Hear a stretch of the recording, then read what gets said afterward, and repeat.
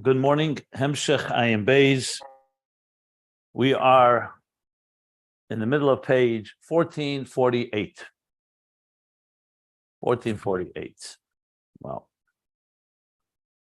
Okay. So a bit of review and summary. I've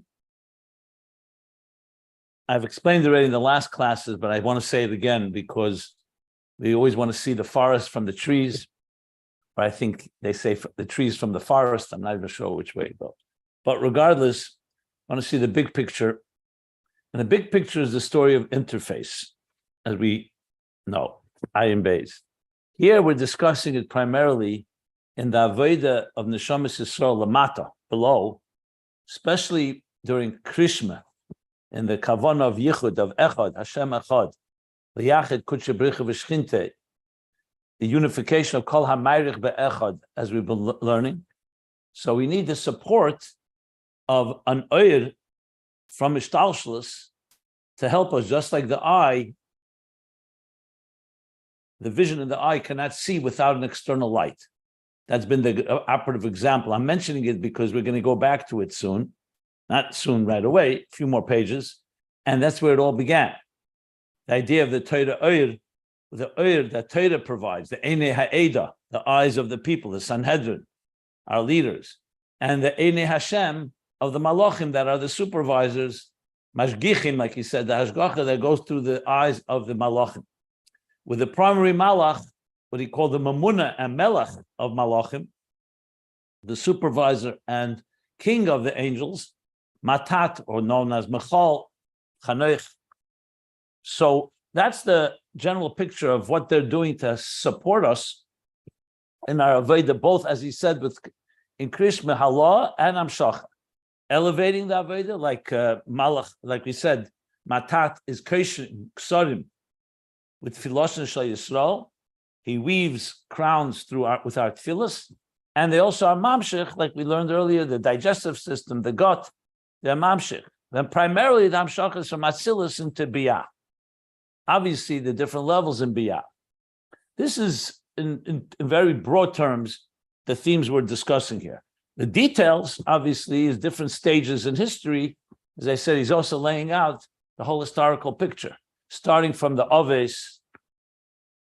Well, we also know that during Odem Echav and Gan Eden, before Chet Tzadas, then the Iker Shechina B'Tachtenim Mesa. So the interface was pretty intact. But then the Chet separated, created the first dissonance between divine and existence. And then, as we learn in Basar Lagani from the Medrash, the generational continuation of that growth of that dissonance and separation until the Oves, starting with Avram, reversed the process. Then 7 generations after that, Moshe Rabbeinu, the Jews leaving Mitzrayim, and Matan Torah consummated that process with the Matan Torah, then the building of the Mishkan, and of course, following that, the building of the Beis HaMikdash. So if you think about it, this is all being covered here, not in elaborate terms, but he discussed the Oves, we discussed Moshe, we discussed Yeshua, time of the Beis HaMikdash, and after the Churban Beis HaMikdash, namely the first temple, Yecheskel, Vani B'Teicha Goyla, Golus. And of course, Golus itself is the main focus here, because he said back on page 1444 that Masha Neshamas Mekavlim Avi Yerushalayim Aydei Melachim Zeu B'Zman HaGolus. So all this is in Zman HaGolus, in addition to the Golus of the Neshama inside the body and animal soul in general terms. So the reason I keep repeating this is because it's critical not to get lost in the details, understand. It's pretty clear here what the bigger picture is. But it's important also to bring it back to where we are right now. So he's discussing what exactly are the dynamics of how Atzilus is revealed in those moments in time in history, those watershed moments. Namely, Matan Torah and the Beis HaMikdash are the 2 high points. And he said, that's when you have a Gilui of Atzilus itself, Atzilus Atzmai, or what he called before Shem Havaya. In other words, not through the Malachim and Matat. He doesn't say that explicitly, but it's pretty implicit, because he said that the Malach, Matat, is in time of Golus. Yecheskel Vani B'Teicha Goyla. But in the time of the Beis Hamikdash and Matan Torah, Beis Hamikdash says panim bepanim bli shum emtsois v'yislapshus klal, using the words that we learned on page 1447. And then afterwards he said because Malchus and Zoh shavim b'kemosam, and that because it's Gilei Likus bli shum mischalkus ribe madreges. That's why Riyah and Shmi are equal, as the Likutei Torah Hazinu says. And the inyan is because Bechinas Atzilus Mamish, Shazel B'Matan Torah, Gilei Atzilus Mamish. And that was also the Gilei of the Beis Hamikdash, some Shchinte Bad. So as I said, when we read what we're learning now, seems very clearly an explanation of the Likutei Torah. What does it mean? Riyah and Shmi are equal, and that's why they saw the sights, they saw the sounds, and they heard the sights. He says, so he's explaining that in this paragraph that we're in the middle of. Uh-oh. Yeah, you have low bandwidth, but we didn't miss anything yet. Yeah, I just saw the message come up, which is very disturbing. It's just a video. Just a video slowing down so far. And we had a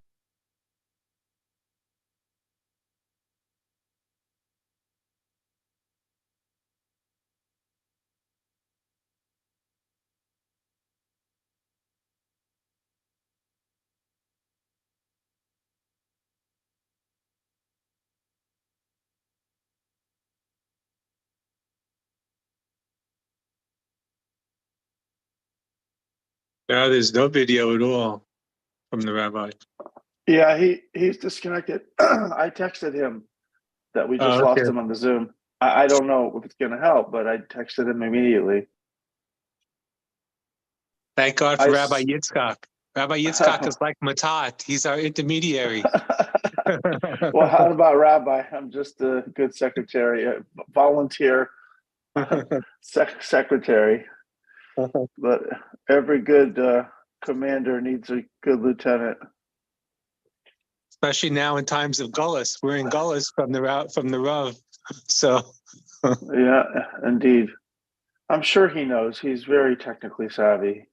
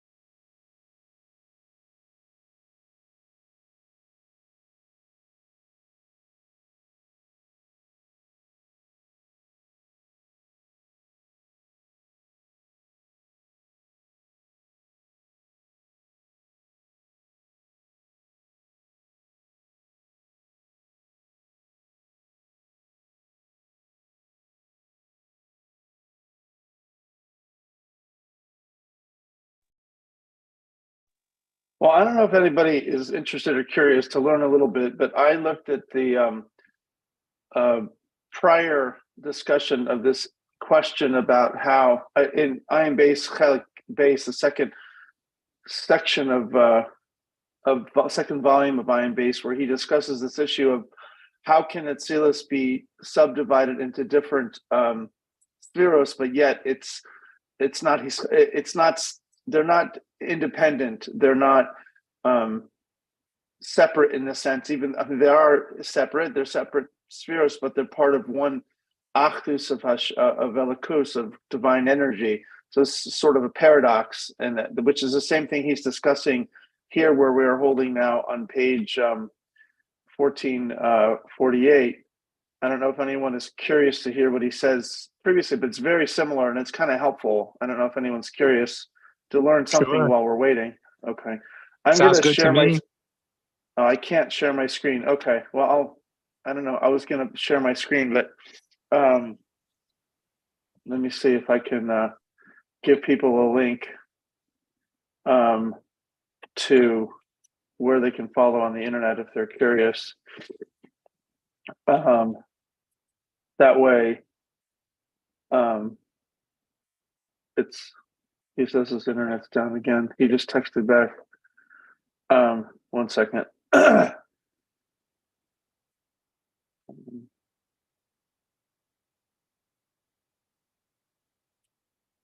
just tell we're still waiting.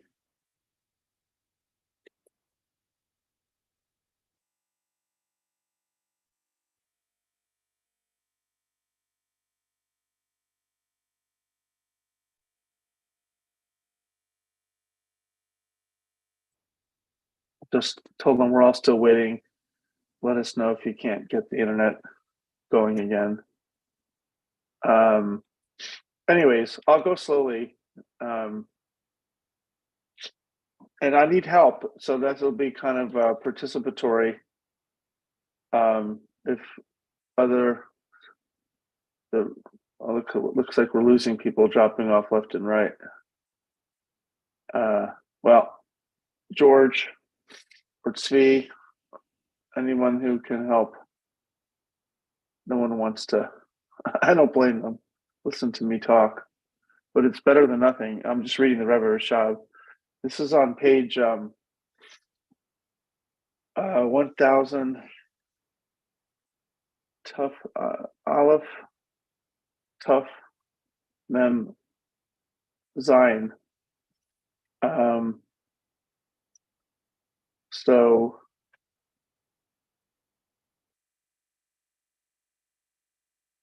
basically that would be page 1447. 46, sorry, it's Aleph Taf Mem Vav, the beginning. No, sorry. I'm sorry. I take it back. Sorry, guys. Taf Reish Tzadik. So that's page 608.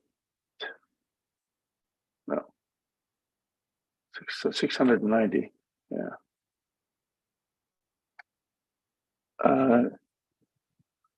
So he says the example of all this is can be Yuvan Bechinas Kol V'Dibur Ha'elyon. The example of this can be understood at the level of the voice and speech above, of God above. The Hina Yadua Bavor Le'il. Here it's known and explained above that the Ikar Kol Chayos Ha'olamus Habruin, that the essential nature of all of the vitality of the world, so that and the Braburi that was just created to rock mitzurfeya oisias, that it's all coming from combinations of letters, basically different permutations of letters. Dibra of divine speech above, Dibra Ha'elyon, the Diber Hashem Shemaim Nasa, that through the word of God, the heavens were created. The commercial Hadiva Shababa Ribu Hischakus, and as an example is the Hadiva, that the speech that comes in this multiplicity of different differentiations, Hischakus, differentiations of letters and expressions, phrases. So too, so too is this speech above, God's speech, who Shabab the Ribui Oisis Vitzurfim, that divine speech also comes in the sort of different compartmentalization of letters and phrases. Shekol Kol Malach Kol Nivra, that every angel and every creation Yeshlo Tzur from Yuchad, it has this particular every creation, every angel has a particular verbal expression, if you will, because everything's created by divine word. Moshe Kaza b'Sefer Yetzirah, as it's written in the Sefer Yetzirah. This is on page 691, Tov Reish Tzadik Aleph. Moshe Kaza b'Sefer Yetzirah, Shtei Avanim, says there's two stones. I don't know what that reference is to. I don't know if anybody else does. Rav Shlomo, do you know what that reference is in Sefer Yetzirah? Anyways, it says Sefer Yetzirah Shtei Avanim, two stones. I don't know what the reference. It says Hare Haya Avanim bonus. It says these two stones. It's hard to. I'm not great at everything, but all this translation. Haya Avanim bonus kolkach. The stones were building houses. Batim mikan v'hilech tzav v'chashuv ad ein shiur. This is difficult to when it's explaining Sefer Yetzirah, which is considered one of the first books of Kabbalah and Chassidus. He's coming back on now. I didn't even get to the Keser part. It says Omnam Mavor Leo, but it's explained about Kol Hu Pashut that the voice of God is sort of simple. It's undifferentiated. Ubilti Mugbal Mischalik, and it's not limited. It's not separate or subdivided. The Kmokan who Kinas Kol. I don't know what this acronym is. Aleph Dalet Hey Ayin. Rav Shlomo, do you know what this acronym is? Where are you reading? What is it? I'm reading in Which page? Tov Reish Tzadik Aleph 691. Tov Reish 691 is Tov Tzadik Aleph. Oh, so Hello, everyone. Oh, you're back. I'm back. I hope. Welcome back. Welcome back, Rabbi. There must be something above that doesn't want us to finish Ayin Beis. I don't know. Well, I entertained everybody with a very tortured translation of Chelik Beis, where he discusses this in Hischalkus and Atzilus. Yeah, well, just know that we're live, so the YouTube is continuing. I have to just start a new recording. Wow. Okay, fine.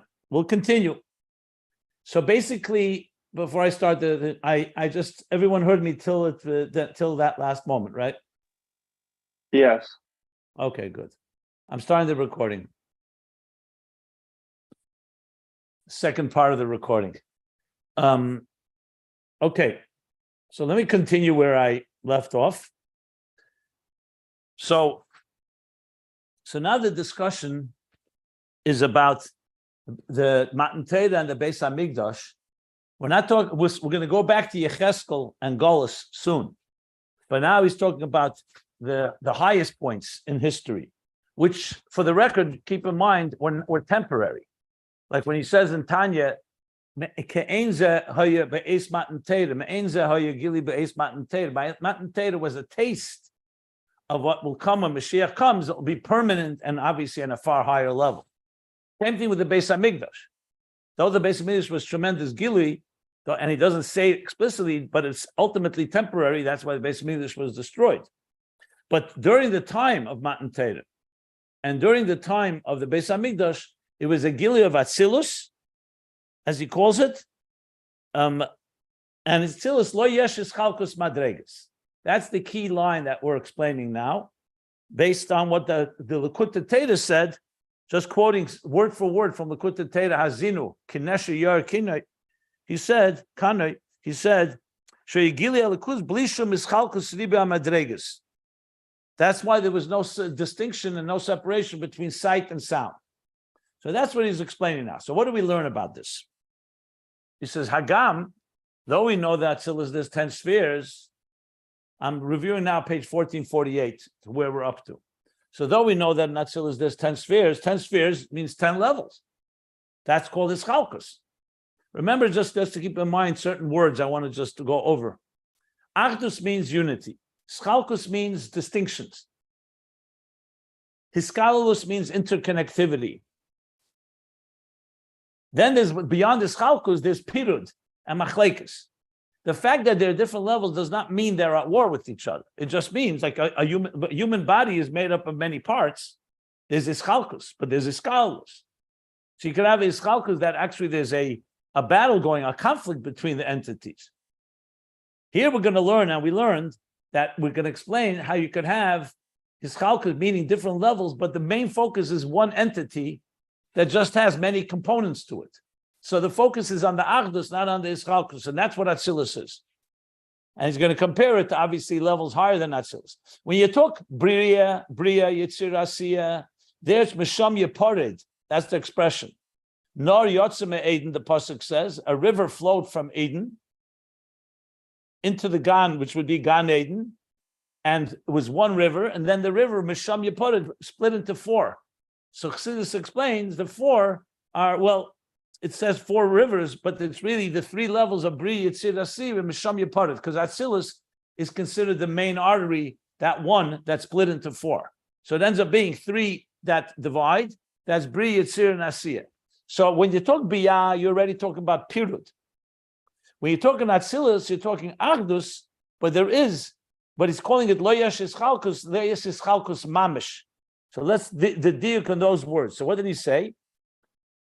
So the 10 spheres there, Bechinas Ischalkus, that's what distinguishes the levels higher than Atzilus, where there's no Ischalkus. Hakol Bechinas Achdus Mash Lo Yesh Chiluk Madregas Klal, about Atzilus Bechinas Ischalkus. Eidos Bekalim. So how do we say that Ayin Beis Ischalkus? Like you said, Lo Yesh Ischalkus Madregas, or like you said before, Blishum Ischalkus Riba Madregas. Mind you, the Likutei Torah doesn't say it's Atzilus. He just says Matan Torah was such a gili. The Rebbe Rashab says it's Atzilus. So he says, Hine Ein Zeh Shem B'chinas Ischalkus Mamish. So here's again the diuk we learn a lot in Ayin Beis. He says a certain level, then he says it's not mamish. So in other words, in every level, there's always the nuance. It could be mamish something, or it could be that thing, but it's not mamish. Mamish means actual, literal. So he says it's not as chalkus mamish, but madreges nivdolis v'nifrode zemizeh, in levels that are separate and apart from each other. And he explains that with the word pchina that we learned in volume 2.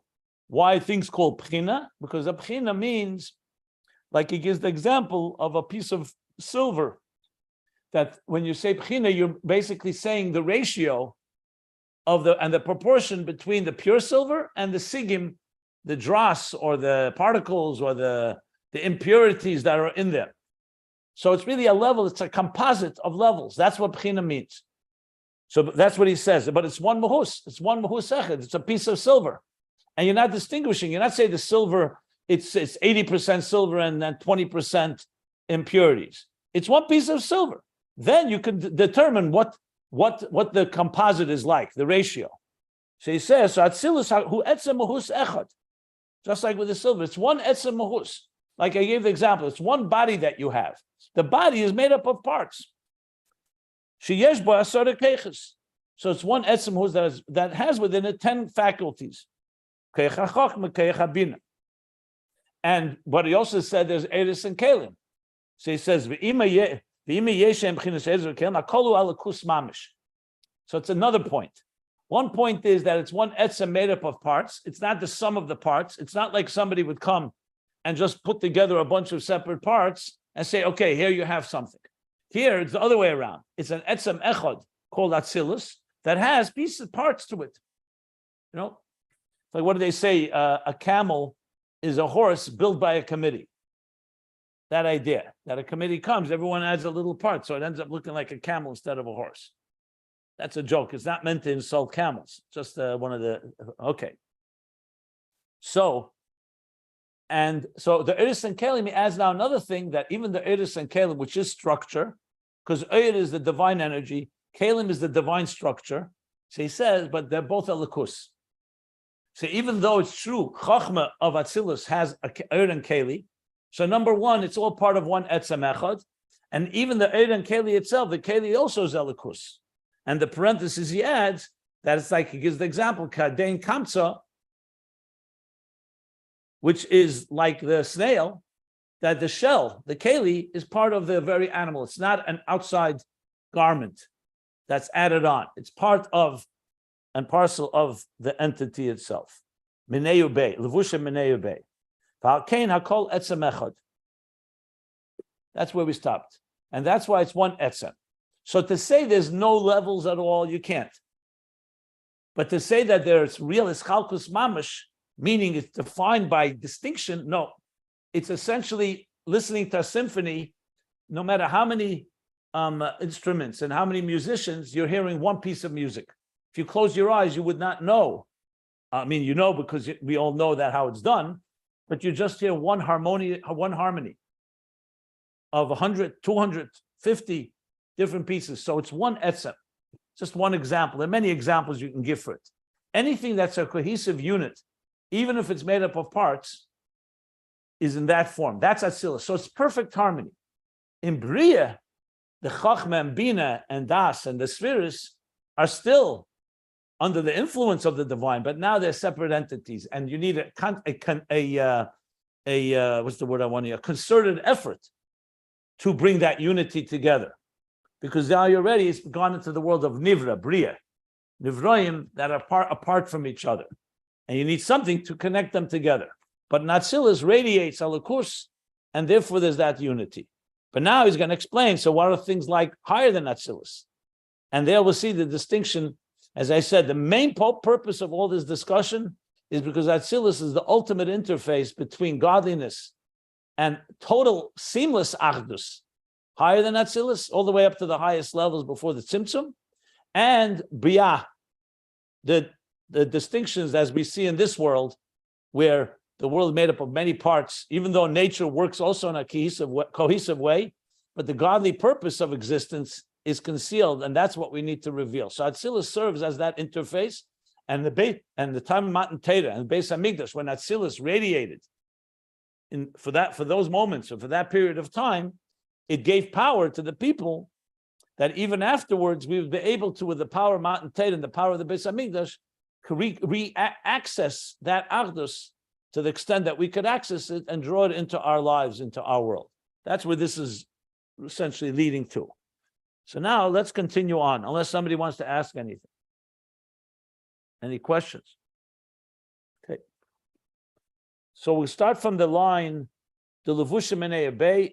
It's around 3, 6, 9 lines from the top of page 1448, and the pages can be found if you want to follow along the text, ayinbeis.com. So now here's the distinction. Rak shalamayla Atzilus. So if Atzilus is such a state of harmony, so why do we say before that Atzilus is ischalkus to some extent, not ischalkus mamish, and higher than Atzilus is no ischalkus? What's going on higher than Atzilus? So Zak, the only distinction is shalamayla Atzilus lo yesh bechinas chochma ubina klal. There is no entity called Chachma and Bina as a functioning entity. Remember that one of the examples I use often is the development of the fetus in a mother's womb. So we know by 9th month, or even earlier than the 9th month, the 3rd trimester, pretty much have the full structure developed of a child. The 1st month, especially early on, the first moment of conception is just one cell. And then there are the stages in between.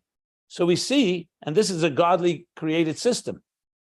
The truth is the same thing as with the seed in the ground as it develops into a tree, as it sprouts into a sapling or into any form of growth, especially a tree. It's the same idea. So there are stages where you could have the distinct entities are there, but they're not fully developed. Then there's a stage where you couldn't distinguish where the arms and the legs. It's still all so amorphous and such a nebulous state, like in one type of nebula, that it's all concentrated, and therefore there's no distinction. So when you say higher than Atzilus, that's what he's saying. You don't yet have a developed Chachma and Bina to call it Bechinas Chachma and Bina Klal. U'kamoshn is barely ill, like we learned earlier. This is around 10 pages back. I have to look it up. When he spoke about Keser, So the higher level than Atzilus is usually Keser. Then we go even higher to Akudim. But Keser is the general higher level. So that we know Keser has 10 spheres. There's the spheres of Arich, the spheres of Atik. So what's the difference between the 10 spheres in the superconscious and the 10 spheres in the conscious of Atzilus? So he says, Arich is the Reitzeh that he desires to have to be Lischakim, to use Chacham. V'reitzeh lahasik, that's Bina. The desire, so it's the desire for Chachma, the desire for Bina. Shakol hu rotzen, there everything is on the level of desire.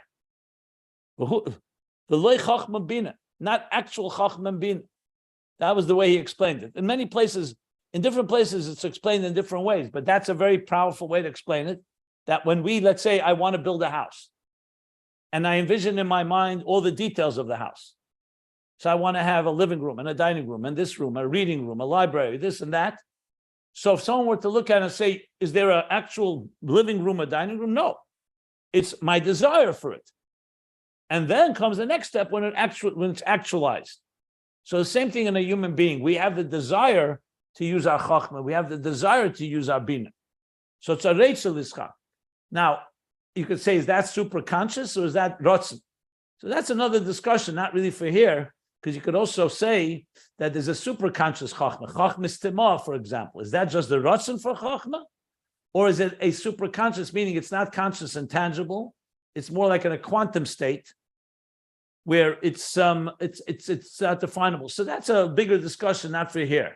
The point being is that without that, until you get that Atzilus, you don't have the structured entity. But at the same time, as we learned and will learn, Atzilus is all, what reigns there is unity. It's still an etzem echad. However, it's an etzem that's made of spheres. Now, higher than Atzilus, like he said, there's no chachma bina. U'b'Atzilus hem b'chinas chachma bina. And in Atzilus, you actually have a chachma bina. An example would be the early stages of gestation in the development of the fetus, where you don't yet have distinction, even though from that entity will come ultimately the different organs and limbs. And then when it's actually developed, just my example, it's not his example here, so it may not be a perfect example, but just to help visualize two states of where his chalkus comes from. Remember, at the end of the day, Atzilus, the spheres of Atzilus come all the way from the 10 hidden spheres, even before the Tzimtzum. So there is something that they have a root. But talking about structured spheres, and again, structure here doesn't mean physical like in this world. It's still an Atzilus-dika level. It's a lakus, but it's a lakus that's manifested in structure. That's not Atzilus. But on the other hand, in Atzilus you have Chacham and Bina, but they're not separate levels. Nivdalis. They're all part of one entity. So basically, we described here three stages. One, higher than Atzilus, where there's no spheres yet. It's only the desire for them. Atzilus, where there's spheres, but the spheres are not separate. They're part of one entity. And the next level would be spheres that are nivdali zemizeh, where you actually are separate and you sense their separation. You don't sense their unity. You sense that they're different entities. He doesn't speak about the third one, but it's pretty clear that would be lower than Atzilus. So maybe he will spell it out. Okay. Questions? Any questions? So in the Esser Sefiros HaGenuzus, is it the idea that this is these are potentialities or the conceptions of the spheres? They haven't manifested yet. They're just sort of conceptualizations, and that's why they're not considered, essentially any. Yeah, well, first of all, as you see, he didn't mention the 10 hidden spheres, the 10 Esser Sefiros HaGenuzus. He doesn't mention it here. I mentioned it only for context purposes.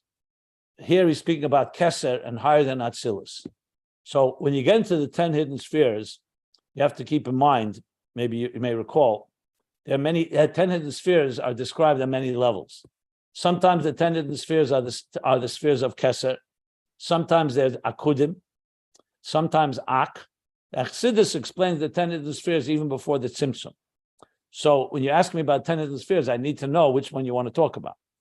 And the truth is, I would stay away from that right now because for all practical purposes, that's really a discussion of what's the difference between Akudim and Ak and Lifnei Tzimtzum, which was discussed earlier. Here, he's focusing mostly Atzilus and higher than Atzilus.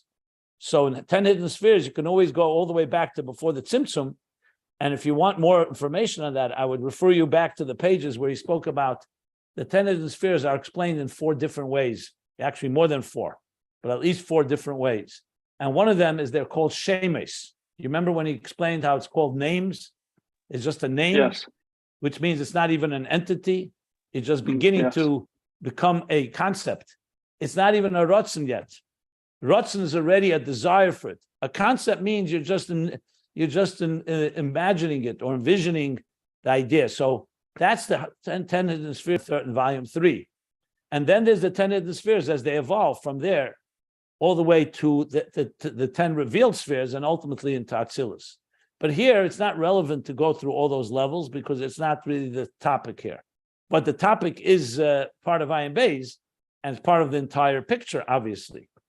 So that's the reason I would say he's not mentioning 10 to the whole breakdown and difference. He wants to speak primarily to explain Atzilus by contrasting it to that which is higher than Atzilus in general, Keser, Rotzrek. Yeah. No, it's just he doesn't mention it, but it's an obvious question, right? He says there's no Hiskalkus above, not even an Atzilus, frankly. He's saying there is, but there really isn't Hiskalkus. So begs the question, what does it mean to have Sefiros above Atzilus? But anyways, so I just explained. He said it's Keser Rotzen. It's the Rotzen for the spheres. That's what he explained here. Or the conceptualization of it before. No, even the conceptualization he did not say here. He didn't say. I just said that in context of Esses because you asked the question. But I'm saying he explicitly did not say that because this is not the place for that discussion. That's why he's not saying that here, because as I point out, can't speak about everything everywhere. For that, you'd have to go back pages earlier to talk where it is discussed. The topic is a completely legitimate topic, but it's not the topic here. Here he said enough to explain the distinction between Atzilus and higher than Atzilus. Okay, any other questions? So continuing on, v'yesh leimer, we can say that this is bedugma b'bchinas akudim. It's like an example, the level of akudim. Now, to refresh our memories, there's akudim, nekudim, vrudim. It's three levels based on the 3 types of sheep in Parsha Vayetze that Yaakov was breeding for his father-in-law and uncle Lavan. So Kabbalah, Eitz Chaim explains that the 3 types of sheep reflect Akudim, Nekudim, Vrudim. Akudim comes from the word Akud b'klei echad, 10 energies in 1 container. The next stage is Nekudim. Nekudim, like Nekudis, is separate points.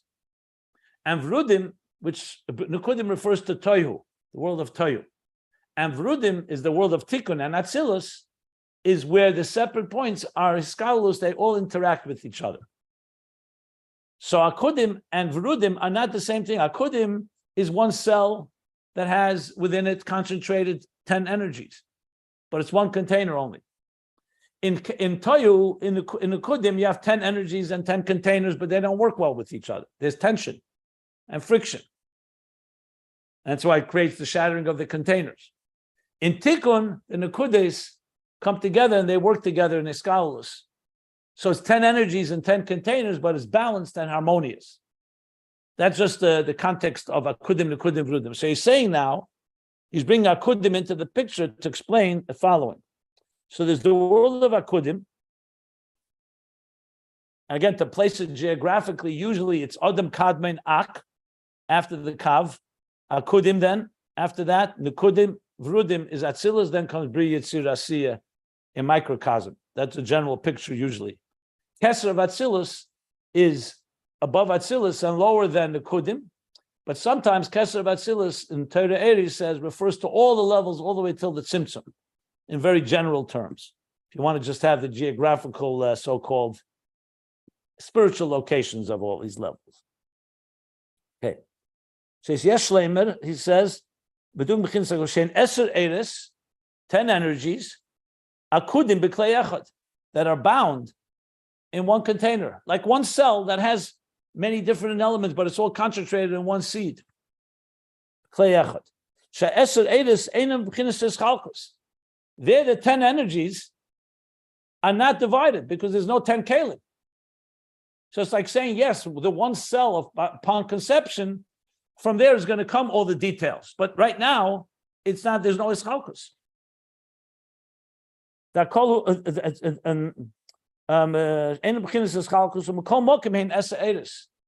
But you're still calling them 10 eres.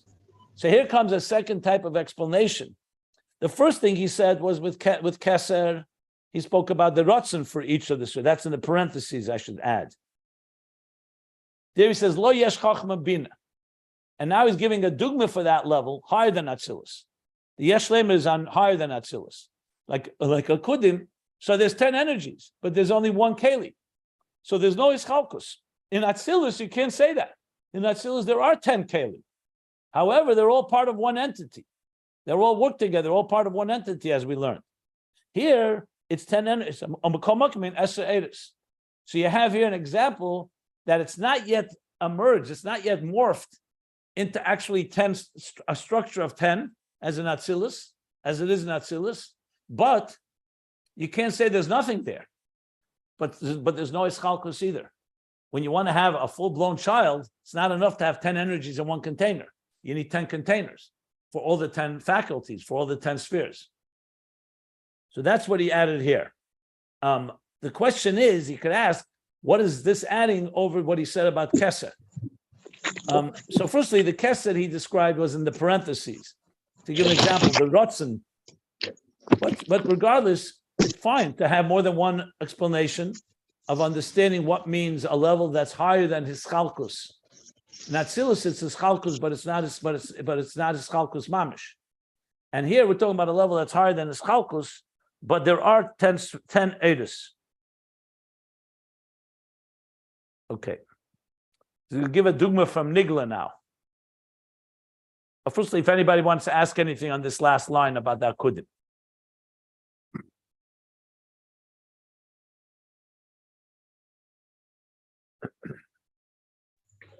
Just for the record, well, no, just for the record, maybe this is important to mention.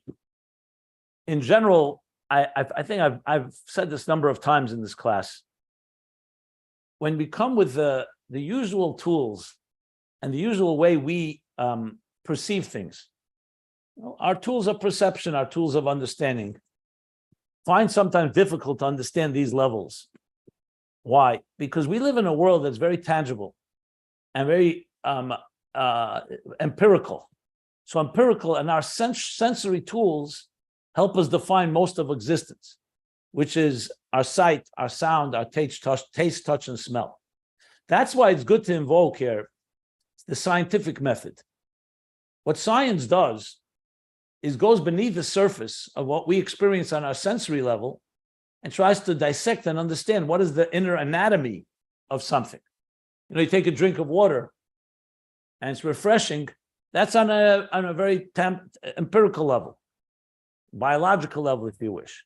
But then you realize that water, you come to discover water is made up of hydrogen and oxygen, H2O, which in turn is made up of certain, the molecular structure is made up of certain atomic structure, and then a subatomic structure, to the point where you can't really see or experience with our usual sensory tools, those levels. But they're clearly there. And it's not even a matter of faith. It's a matter of observation or scientific experimentation or extrapolation. Many ways that science and technology have learned to manipulate even those levels, and hence we have the technologies we have today. So this isn't just some theory. To take it a step further, what we're discussing is what are the spiritual anatomy? What is the spiritual DNA and subatomic levels? And that's why it's hard to fully grasp, because none of this can be demonstrated in a laboratory. You can't observe something and say, here's the level of Bria in it, here's the level of Atzilus in it, here's the level of Keser, here's the level of Akudim. But when you study it, it makes total sense. Like, that's why I give the example of the fetus, that it doesn't begin as a full-blown child. It began as one cell. Something. I don't know. As a matter of fact, specifically today, I came It began as one cell, as one concentrated cell. If you go beyond the cell, as I've mentioned a number of times as well, what's going on behind the scenes before a husband and wife in a sanctified way come together, one flesh, and produce a one cell, a conception. We know the Eibishter has to be, the third partner has to decide that he wants to send a neshama into this body, or else there won't be a viable life. That means, before, like we say, 40 days before the child is born, which really means before they're conceived, there are things happening, and even before that. So that's already on the spiritual realm. That goes into the metaphysical. That science cannot address. They cannot talk about preconception, meaning on a spiritual levels. But Chassidus does talk about that. So if you want to look at it this way, the normal person, lay person, sees the superficial world for what it is. We see the surface level. Science teaches us what's beneath that surface level on a physical, and goes as far as it can go and keeps on journeying, and the journey is not over. You know, we have not even begun to reach the deepest levels that we can reach with our human minds and scientific exploration, just as it is with so many parts of existence. Chassidus, Kabbalah and Chassidus, they go to the place that the scientists cannot go, which is what's the driving forces behind that all. And if you think of it in that context, it puts the whole structure of Asiya, Yetzira, Bria, Atzilus, Keser, the Ratzon, Akudim, all the way to Ak, all the way to before the Tzimtzum in a very different way, because it's really understanding the same idea, molecular to the atomic to the subatomic, but now on deeper spiritual levels. So this process is all a very logical one. It doesn't jump from a seamless Achdus Hashem before the Tzimtzum into Atzilus, or for that matter into Asiya.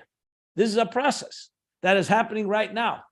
Everything is happening right now. Everything is constantly through this journey going on. In the physical world, you plant a seed, it grows into a tree. It doesn't have to happen again. But in the spiritual dimension, all this is happening perpetually. So everything in existence has the stage, the Atzilus stage of it. Probably some, yeah. Everything has the I should say the Asiya stage, the Yetzira, the Bria stage, the Atzilus stage, all the way up to the Akudim stage, to Keser, Akudim, and so on, all the way to before the Tzimtzum. Now, what's also beautiful here is another aspect that must be added. In science, there's no obligation on the part of the scientist or on the part of us to do something about it. What science does and technology does is develop these resources and tap into them and turn it into technology that helps improve our lives. In Chassidus, the knowledge of these spiritual levels has a mandatory obligation connected with it.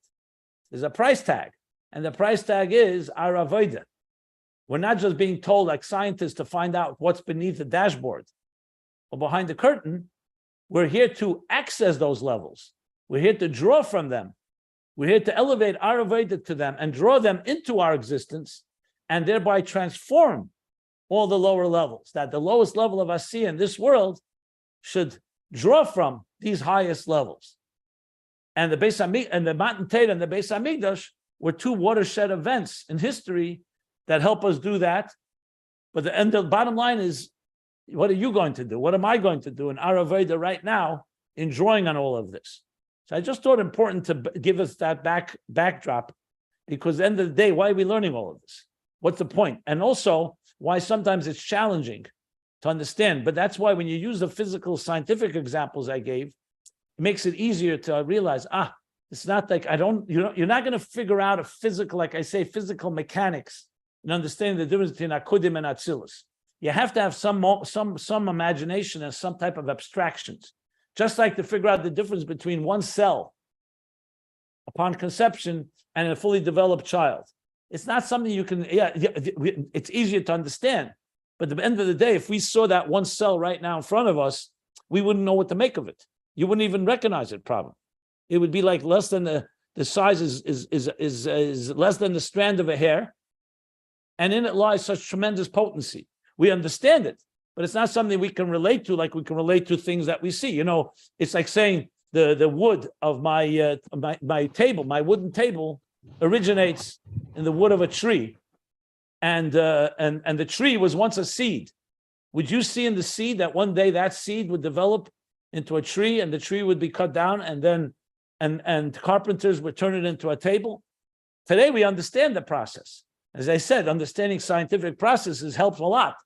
But this is the same idea in the spiritual processes. Is how things work as well as they evolve, and hence the name Seder Ishtalshelus, Ishtalshelus, which means links in a chain, one level to the next level to the next level. It is an evolution at the end of the day. Just wanted to add that into the equation to really make sense of this whole piece. So we're up to L'mayla Akudim.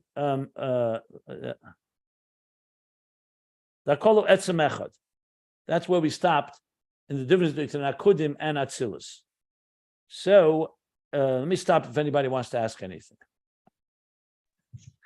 Would you say that right now we're living in another watershed time? Because as the Rebbe says that we're living in Yemos Mashiach and Yigil Azman Galaschem and the Hafatza Manatzech Chutza. Is this a watershed level of compared to the Kriyas Yamsuf and Mount Torah and Beis Hamikdash?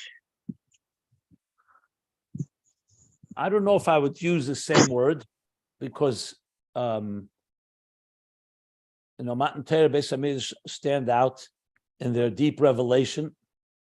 But every moment in history is a historical moment, if that's what you're asking. And I would just use the words the Rebbe uses. This is called Ikvus of the Mashiachim, that we're at the end of a long process of the Saveda of thousands of years of doing the work I just said, drawing from the highest levels all the way from before the Tzimtzum into the Kav, into Ak, into Akudim, Nukudim, Brudim, Tikkun, Atzilus, Bri, Yitzir, Asiya, and that we're at the stage, like the Rebbe said, the 7th generation, similar to this generation of Moshe Rabbeinu, which is the Mishkan, and the generation of Matan Torah, of finishing the job of making V'shachanti B'seichel. So I would just use the Rebbe's words, and that's you want to call it watershed. I don't know if that's the word I would actually use. I think it's a very unique time, and especially if we do our job and the Geula, we bring the Geula today or any given moment, then for sure it'll be bigger than watershed. It'll be the ultimate purpose of Matan Torah and Beis Hamikdash altogether. So in that sense, yes, we are in a very unique time. Because if you say that, you were like, we finished Avodas Birurim, then people. Yeah, but this is not about getting. This is about, but we have work to do. So yes, fine. I'm not. No, I know we have work. You don't need me to endorse what the Rebbe said about this time and opportunities in this time. No, I'm just saying that we should, if we realize that we live in a unique. That's exactly what the Rebbe said. This is time that we could take advantage of that kind of. So tell me, so why has nobody done that? Take advantage of that hashpah that's coming down. So let me ask you, since so many people have heard that so many times, why is it not happening in over 30, 40, 50 years? Well, I think some things have been done, but not anywhere near the level of that's commensurate, I don't think, in my opinion, with that new hashpah that's come into the world that take advantage of it. So yeah, we have to do it. Certainly learning Ayin Beis like this now is something that's having an effect like that, especially if we can mafarsim from that. Are there any other questions regarding what we learned here? Okay, I'm going to stop here because the next piece is going to require more explanation. He's going to give L'mayla Akudim. I will read one more line. Oh, no, I'm sorry. No, I skipped here. I'll stop by Umukol Mokim Esa Eres. We talk about Akudim. He's going to give an example from Nigla, from Mishnah and Menachos, but we'll do that on in the next class. Okay. Can I make a quick announcement about the CM committee before you turn off the YouTube? Yeah, just 1 second. I think somebody may want to ask something before that on the thing. 1 second. I won't shut it till you make the announcement. So be fine. We'll be fine. Anyone has any other comment or question before? No, I was Okay, just I saying the next class should be Sunday. Bezrat Hashem. Yeah, next class is Sunday. Today's Friday. Yeah, sure. Why not? What's wrong? What's Sunday? Yeah. Sunday. I think Sunday's Reb the Moshe next was class. just confirming. Yeah, I think Reb Moshe was just confirming. Just Oh, okay, good. I So was go just ahead. being excited. I just be excited about Sunday. Okay. That's good. Yitzchak, take it away. okay. Well, I'm getting excited about, and we all are about. Well, excited and sad about the coming to the end of Hemshech Ayin Beis, and we want to celebrate this momentous occasion, 11 years of learning by Rabbi Jacobson and different waves of students, some even still here, by having a siyum, probably in December in Kislev. Maybe you test Kislev, that maybe a weekend. We're not sure if it's going to be a single like gala event or a Shabbaton, maybe both. But we're looking for volunteers. From anybody who's willing to contribute in any way, no matter how small. And particularly, it's helpful to have people in the Crown Heights area, the people on legs on the ground, and number of people, but quite a number of people, at least half a dozen, 7 people at least have already volunteered. But the more, the merrier, the better, the more helpful, the less burden it is on the people who have volunteered. So anyone's welcome to come, even if you want to be on the committee just to help brainstorm and give your input, to give your opinions. The one committee where you can actually give ideas and not have to do anything. Most committees, whoever has the idea has to do it. So this committee, you're welcome to join just to give your ideas or give us your feedback on whether you think something is a good idea or not a good idea. So please reach out on the Ayin Beis WhatsApp group thread or to me individually on WhatsApp. And we're going to start having meetings. We're going to organize with Rabbi Jacobson. He's going to join us, and we're going to begin planning these events. So please reach out to me, and thank you to all of those who have already volunteered. And Mirza Hashem, we'll probably start meeting in the next week or 2 at the latest, because we want to start getting ready. So thank you all very much. And good Shabbos to everybody. Okay. Thank you very much. Yitzchak, thank So you. what, Yitzchak, the next step is to schedule a Zoom conference call? I think so. Yeah, I think. Okay, so Okay. we'll do that. We'll do that. Yeah, Good. kickoff conference call. Yeah. Okay, Sounds so I'm going to good. stop. I'm going to stop the recording here. I'll stop middle of page Oh. 1448. Let me just stop.